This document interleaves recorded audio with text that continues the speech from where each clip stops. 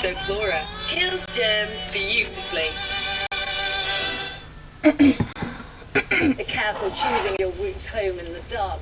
The all too frequent diffusing of unwanted male attention, the clocking of which passerby might help, even the shoes you wear in case you need to run. The sharing of these stories has not just highlighted how the streets we all walk hold very specific fears for women, but how normal that's become.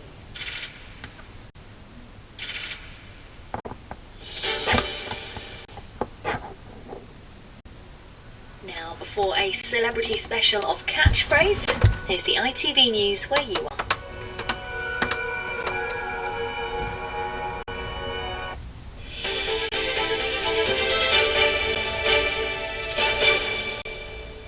Hello again. We all know the impact COVID has had on sport, with clubs struggling to cope, especially financially, in the midst of the pandemic. But now Dulwich Hamlet Football Club is facing another upset, a fine of £8,000 and a suspended 8-point deduction for failing to fulfil fixtures.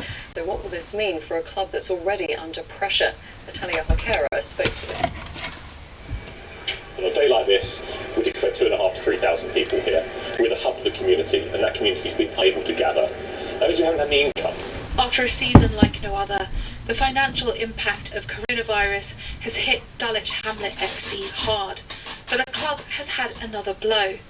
Because the team were unable to play 4 games, they've been fined £8,000 by the National League, and their chairman Ben Clasper feels like they've been thrown under a bus. I was staggered that they went ahead with the fines. If there is a phrase in the clause in which all clubs are charged, which is if you cannot play through just cause, then you don't get a charge. If a pandemic, when clubs cannot have any income for a year, is not just cause, then what is that clause there for? Ben worries that if they have to pay the fine, they'll have to use funds from the women's team to pay for it. The impact that these people are having on grassroots football, and the women's game in particular, could be devastating. In a statement, the National League said it was sympathetic because of the financial pressures clubs were already under, but when issuing fines, said it had to take into account the fact that the majority of clubs at the time were able to fulfil their fixtures. Dulwich Hamlet FC were not the only club to be penalised. They're among 15 others across the 3 divisions who've been fined for breaching league rules. However, Ben Clasper said the club doesn't want to appeal the fine. They are planning to go to the FA to complain that the National League and the board are not fit for purpose and will call for the current system to be changed. Natalia Hockera, ITV News. 2 London MPs have joined calls for the government to look closely at the issue of vaccine take-up in black and minority ethnic communities. Belle Ribeiro and Ian Elliott Colburn have signed a letter that criticises the government, saying the problems facing rollout in BAME communities were predictable and was compounding pre-existing health inequalities. It warns leaving these issues unaddressed could be devastating for both vaccine hesitant groups and the wider society. Detectives investigating the death of a 76-year-old woman, Phyllis Nelson, in Newham on Thursday night have charged a man with murder. 30-year-old Donovan Miller appeared at Thames Magistrates Court this afternoon. Visitors to London's parks are being urged to stick to social distancing rules this weekend, ahead of the easing of some lockdown measures next week. From Monday, people will be able to meet outside in groups of up to 6 or with one other household if the 2 groups are socially distanced. Park bosses want Londoners to continue to play their part in keeping the COVID infection rate down as cases fall across the capital. OK, now it's time to take a look at the sport.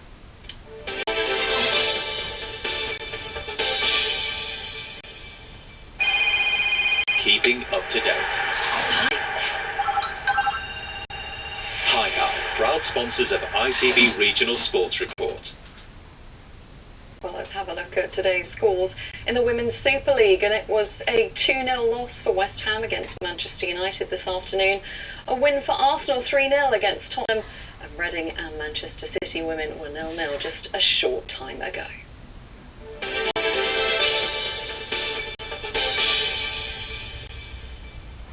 Now, the lights of London's landmarks will be switched off tonight. Earth Hour takes place between 8:30 and 9:30. It's an international event organised by the World Wildlife Fund to urge action to save the planet. Buckingham Palace and the Houses of Parliament are expected to be among the landmarks to take part in the initiative this year. And don't forget that the clocks go forward an hour tonight. That means an hour less sleep, but longer, sunnier days ahead, hopefully. And speaking of which, let's take a look at what the weather has in store for us now. With all the details, here's James Wright.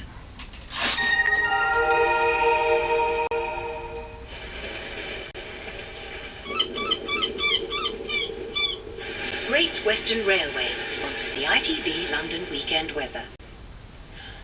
Hello there, good evening. Looks as though we could be experiencing some very warm summery weather, and it coincides with us moving into British summertime. So the bad news is we're going to lose an hour in bed overnight as we skip from 1 a.m. to 2 a.m. Something that is skipping towards us is a bit of a rain band. I don't think it's going to cause us too many issues. Not much in the way of wet weather for us, just a bit of extra cloud, but also some stronger winds as we head through the back end of the weekend. So overnight, well, we'll see some cloud from today actually melting to give us a bright end to Saturday, then clear spells overnight. Wind starts to increase as that front approaches, so it's certainly not going to be a chilly night with lows of 7 or 8 Celsius. Tomorrow morning then might be bright early on, then we get some extra cloud moving through, maybe 1 or 2 light outbreaks of rain. Then once that front clears, things should brighten up a touch as we head into the afternoon. So actually faring pretty well, just feeling rather blustery out there, but at least it's coming in from a favourable direction, so 13 or 14 Celsius the high. Temperatures rising through Monday and indeed Tuesday, lots of sunshine around to enjoy. We could get well into the 20s next week. Great Western Railway sponsors the ITV London weekend weather. And that's all from the London team now. We're back tomorrow at 4. Until then, bye-bye.